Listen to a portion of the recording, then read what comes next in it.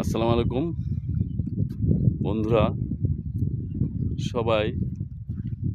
আমি সৈয়দ এনামুল হক নিপু আপনাদের জানাই প্রীতি ও শুভেচ্ছা। কেমন আছেন আপনারা? আজকে আমি এক মনোরম পরিবেশে আপনাদের নিয়ে হাজির হয়েছি। জানি না আপনাদের কাছে কেমন লাগবে, তবে আমার কাছে কিন্তু খুব বেস্ট।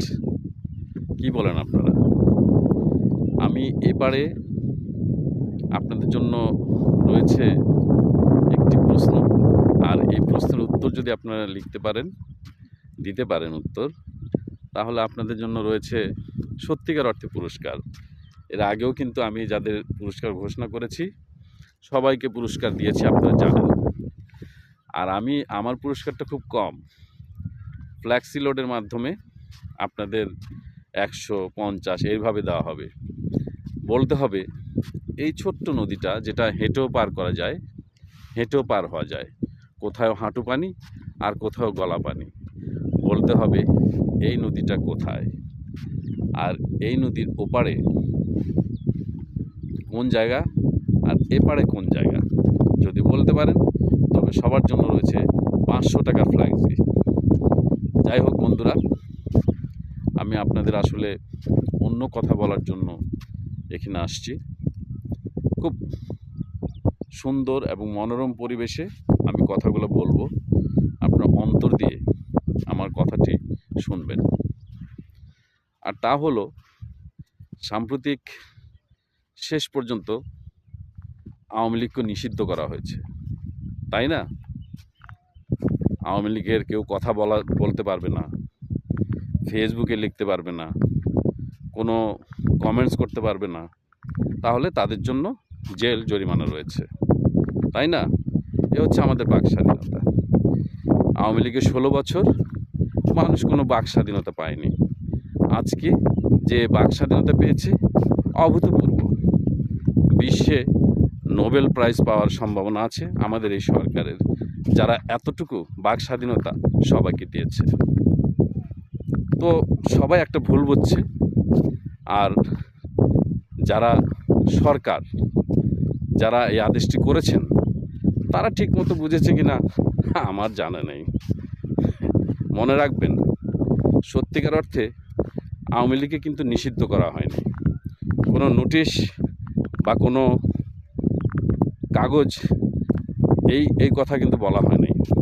বলা হয়েছে যুদ্ধ অপরাধী, না, বলা হয়েছে আন্তর্জাতিক আদালতে আওয়ামী লীগের বিচার শেষ না হওয়া পর্যন্ত আওয়ামী লীগের সকল কার্যক্রম বন্ধ থাকবে, তা সরাসরি হোক আর অনলাইনে হোক।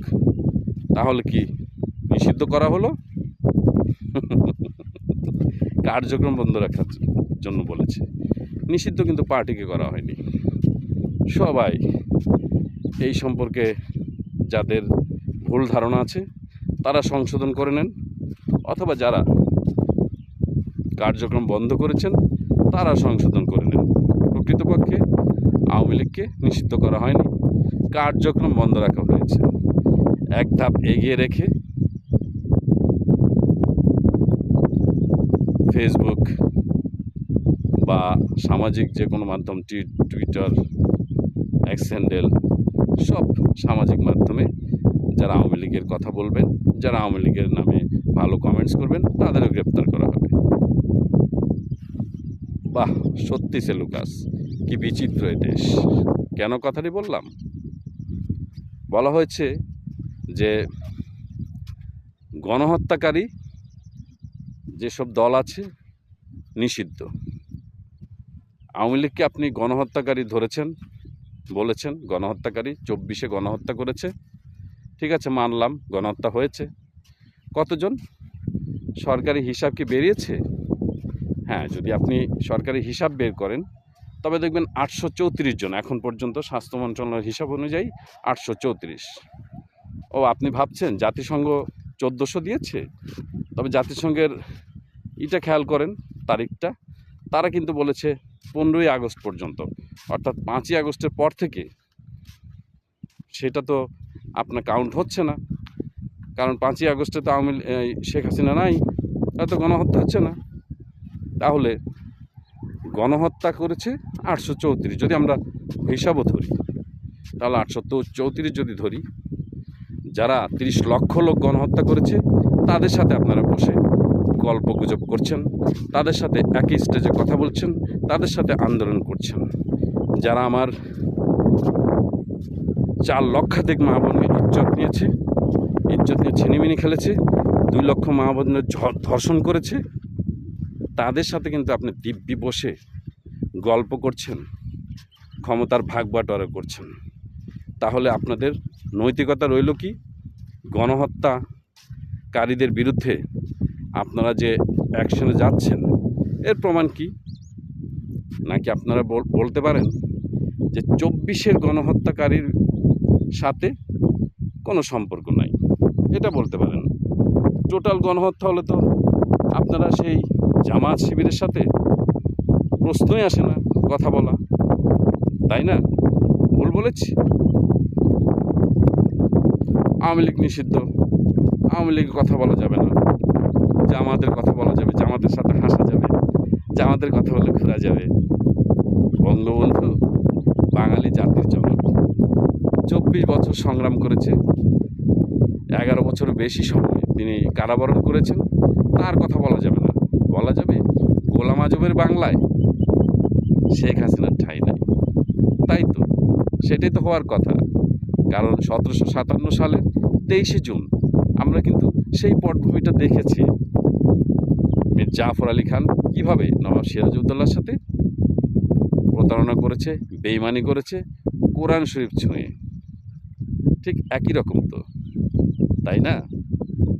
ও হ্যাঁ, আর কার? নিজামের কথা বলা যাবে না, শেখ হাসিনার কথা বলা যাবে না, নিজামের কথা বলা যাবে নিজামের বাংলায় শেখ হাসিনার ঠাঁই নাই, আওয়ামী লীগের ঠাঁই নাই। সত্যি তো, নিজামীর কিন্তু, হ্যাঁ নিজামী তো বাংলা না ভাই, নিজামী গোলাম আজম এদের তো বাংলা না, এদের তো পাকিস্তান হওয়ার কথা। আপনারা কি ভুল বলছেন? ভুলে বাংলা বলছেন। গোলাম আজম 1978 সাল পর্যন্ত পূর্ব পাকিস্তান পুনরুদ্ধার কমিটির চেয়ারম্যান ছিলেন। 78 সালে তার মায়ের অসুস্থতার নাম করে প্রয়াত রাষ্ট্রপতি বীর মুক্তিযোদ্ধা জিয়াউর রহমানের কাছে তার মাকে দেখার জন্য অনুমতি চায় পাকিস্তানি পাসপোর্টে, এবং অনুমতি দিলে সে বাংলাদেশে আসে। এ হলো গোলাম আজম। এবং সে বাংলাদেশের মুক্তিযুদ্ধের কার্যক্রমের জন্য কখনোই নিজেকে অনুতপ্ত বোধ করেনি, নিজেকে ক্ষমাও চাননি, এবং তারা আরও সগর্বে বলেছেন তাদের 71-এর ভূমিকা সঠিক ছিল। আজকে তাদের বিরুদ্ধে আপনি কিছু বলতে পারবেন না। কারণ কি? আন্দোলনের নেতৃত্বই তো দিয়েছে তারা, যারা ছাত্রলীগে অনুপ্রবেশ করে হেলমেট পরে যারা একের পর এক কুকর্ম করেছে বাংলার মাটিতে, আর তারা বদনাম করেছে ছাত্রলীগের। এটা কি অস্বীকার করতে পারবেন? আপনাদের ঢাকা বিশ্ববিদ্যালয়ের যে শিবিরের নেতা আছেন, সভাপতি সেক্রেটারি, তারাই বলেছেন, তারা হেলমেট পরে বেরোছেন। আবার আপনাদেরই একজনের মুখের কথা যে আমরা যখন দেখি একের পর এক শেখ হাসিনা দাবি মেনে নিবে, এই কোটা আন্দোলনের দাবিটা মেনে নিচ্ছে, তখন আমরা হুট করে 9 দফার দাবি ছেড়ে দিয়েছি। তারপরে যখন দেখি যে 9 দফার দাবিও মেনে নিচ্ছে, তখন আমরা 1 দফার দাবি ছেড়ে দিয়েছি। অর্থাৎ আমাদের প্ল্যান ছিল একের পর এক, কারণ আমরা চাই শেখ হাসিনা পতন। এইভাবে তো কথা বলেছে আপনারাই। আবার আপনাদের হাসিবও বলেছে যদি মেট্রো রেলে আগুন না হতো, যদি পুলিশদের হত্যা না করা হতো, তাহলে এই আন্দোলন বা বিপ্লব সাকসেসফুল হতো না। আপনারাই বলেছেন, আমাদের মুখের কথা না। আমরা সাংবাদিকরা একেবারে বাটে পড়ে আছি, কারণ আমাদের প্রচণ্ড বাক স্বাধীনতা। গত 16 বছর ছিল 70% বাক স্বাধীনতা, আর এখন আমরা পুরোপুরি 100% বাক স্বাধীনতা পেয়েছি, তাই না? তবে আপনাদের একটা কথা বলি, এই গত 16 বছর কিন্তু আমি আওয়ামী লীগের অনেক সমালোচনা করেছি, শেখ হাসিনার সমালোচনা করে আমার পত্রিকায় লিখেছি, এবং তা কিন্তু সদর গর্ভে আমার পত্রিকা ছাপা হয়েছে। আমার সম্পাদককেও শেখ হাসিনা কিছু বলেননি, এমনকি আমাকেও কিন্তু কোনোদিন DGFI, SB, NSI, DB, CID কেউই কিন্তু আমাকে কিছু বলেনি। এবং আমার সম্পাদককেও বলেনি। পত্রিকাতে এখনও আছে, তাই না? বের করে দেখতে পারেন ঘটনা সত্য কিনা। যাই হোক, আমি ঘটনার পেছনে চলে যাই। আওয়ামী লীগের সকল কার্যক্রম বন্ধ আছে, এটা অলরেডি বাংলাদেশের সবাই জানে। কিন্তু হঠাৎ করে সেনাপ্রধান তৎপর কেন? সেনাপ্রধান একবার বলে উঠল, এনাফ ইজ এনাফ। সবাই তার মুখের দিকে তাকিয়েছিল। কিন্তু যখন আওয়ামী লীগকে কার্যক্রম বন্ধের যে ঘোষণা চলে আসলো, কার আহ্বানে? হাসনাতের আহ্বানে। এই হাসনাত কিন্তু বলেছিল, রাস্তায় স্লোগান উঠেছিল, সেনাবাহিনীরও সমালোচনা করেছিল তারা, এবং স্লোগান উঠেছিল, হাসনাত না ওয়াকার, হাসনাত হাসনাত। আমরা তো তখন স্ট্রেঞ্জ হয়ে গেছি। আমরা ভেবেছি হয়তো হাসনাত আবদুল্লাহকে সেনা প্রদান করা হচ্ছে, না হয় ওয়াকারের সাথে হাসনাত আবদুল্লাহর তুলনা করা হয় কেন? হাসনাত আবদুল্লাহ একজন ছাত্র, আর ওয়াকারুজ্জামান একজন সেনাপ্রধান, একজন জেনারেল। সেনাপ্রধান বাদ দেন, একজন জেনারেল। একটা জেনারেল তৈরি করতে সরকারের কতটুকু কাঠখড় পোড়াতে হয়, সেইটা যারা আর্মিতে চাকরি করে এবং যারা সরকারের সেই পজিশনে থাকে তারা বলতে পারবেন। আর আমি বলতে পারবো এই জন্য যে আমার বাবা স্বয়ং সেনাবাহিনীর সদস্য ছিলেন, এবং আমার শ্বশুরবাড়ির অনেক আত্মীয় স্বজন সেনাবাহিনীতে আছেন, এখনও রানিং, এবং মেজর জেনারেল পর্যায়ে আছেন। স্বাভাবিক কারণে আমি এগুলো সম্পর্কে অনেক কিছুই জানি। একটা জেনারেল তৈরি করতে কতটুকু কষ্ট করতে হয়েছে, আর একটা হাসনাত তৈরি করতে কোনো কষ্ট করা হয়নি। তবে হ্যাঁ, সে কষ্ট করছিল, টিউশনি করে খাচ্ছিল। এখন কিন্তু 4 কোটি টাকা দামের গাড়ি চালাচ্ছে, 5-6টি আইফোন ব্যবহার করছে, যারা 10 মাস আগেও খেতে পায়নি। এবং একজন তো স্ট্যাটাস দিয়ে দিয়েছিল যে আগামী বছর চাকরি না পেলে সুসাইড করবে। তাদেরও ইনকাম কিন্তু শত শত কোটি টাকা। এই টাকার উৎস কি? ও হ্যাঁ, বলছিলাম সেনাপ্রধানের কথা।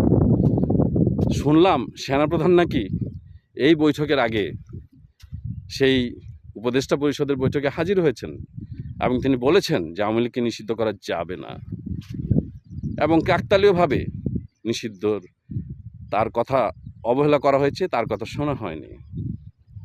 এবং তিনি বিক্ষুব্ধ আছেন। এখন তিনি নড়াচড়া শুরু করেছেন। তিনি রাষ্ট্রপতি চুপ্পু সাহেবের সাথেও দেখা করেছেন। জানি না কি হয়, আমার মতে কিছুই হবে না, কারণ সব কিছু সাজানো কৌশল। আসলে বাংলাদেশটা 5ই আগস্টের পর থেকে ডুবে গেছে এই পানির মতো। আর হ্যাঁ, যদি মনে করে থাকেন যে আর হবে না দেখারে বন্ধু, আর হবে না দেখা, ভুল করেছেন। কারণ বাংলাদেশের 6 ঋতুর একটি দেশ। আপনার মনে আছে, এই দেশে এই নদী কিন্তু শুকিয়ে যায়, আবার এই নদী একেবারে কানায় কানায় পরিপূর্ণ হয়ে যায়। আপনি কি জানেন? মনে পড়ে, হ্যাঁ, ওই যে দূর দূরান্তে গাছ দেখছেন, এক সময় এই গাছের একটা পাতাও থাকে না, পাখিরা গানও পরিবর্তন করে ফেলে। তারপর জানেন কি হয়? হুট করে দেখবেন সমস্ত গাছে পাতায় ভরে গেছে, ফলে ভরে গেছে, ফুলে ভরে গেছে, পাখিদের গানও পরিবর্তন হয়ে গেছে। তার মানে আমার দেশে this is not a fact. 6 ঋতুর দেশ তো, মানুষের মনও 6 বার পরিবর্তন হয়, এটা মনে রাখবেন। Today it's me, tomorrow you, অর্থাৎ আজ আমার, কাল তোমার। আজকে যে সমন্বয়কদের ভালো যাচ্ছে, এনসিপিদের ভালো যাচ্ছে, জামাত শিবিরের ভালো যাচ্ছে, হিজবুত তাহরির সহ বাংলাদেশের সমস্ত জঙ্গি সংগঠন, এমনকি হেফাজত ইসলাম, জামাতে ইসলাম, সবারই ভালো যাচ্ছে। কালকে আবার তাদের খারাপ হয়ে যাবে। কি বলেন? হেফাজতের কথা বলি, এই হেফাজত কিন্তু আওয়ামী লীগ থেকে কম সুবিধা ভোগ করেনি। আপনারা খুব ভালোভাবে জানেন, তারা কিন্তু নানান ধরনের সুবিধা ভোগ করেছে আওয়ামী লীগ থেকে। 5 তারিখের ঘটনার পরে, হ্যাঁ, শাপলা চত্বরের ঘটনার পরে হেফাজতের এমন সুযোগ সুবিধা নিয়েছে এবং শেখ হাসিনা থেকে, এবং কমই স্ট্যাটাসকে সাধারণ শিক্ষার স্ট্যাটাসে নিয়ে এসেছে। ফলশ্রুতিতে তারা